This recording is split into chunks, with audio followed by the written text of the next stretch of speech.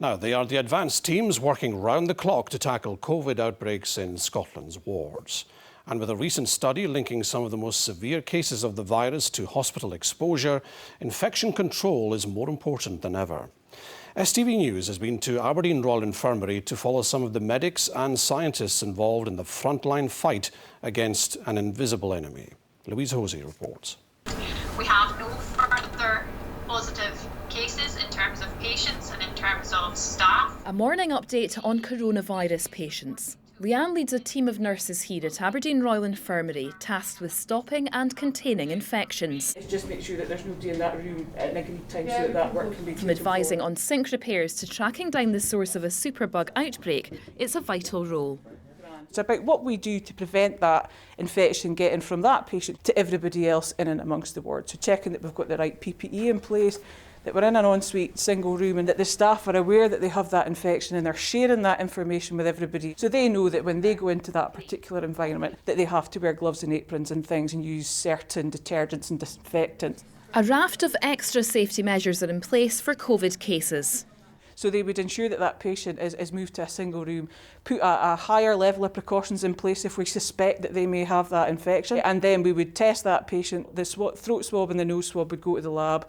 We'd test that, we'd probably get the result in about 6 hours, and if they were COVID positive, then we would move them to what's called the red or the high risk pathway, so that they're with other COVID patients, and that minimises the transmission risk. Every day, hundreds of samples from across NHS Grampian arrive at the testing labs, another key part of infection control. Take samples straight away, log them on the computer with all the barcodes that indicates the patient's details, where they come from, what time the sample was taken from the patient. We have an average of around 500,000 samples a year arriving in the lab, and they arrive 24/7, so in between 1,000 and 1,500 samples a day. Samples also come in through this interlinked tube system. People in the ward will take samples, put them on those tubes, stick them in the tube system up there, dial the code of the lab, and the sample gets automatically transferred and arrives up here.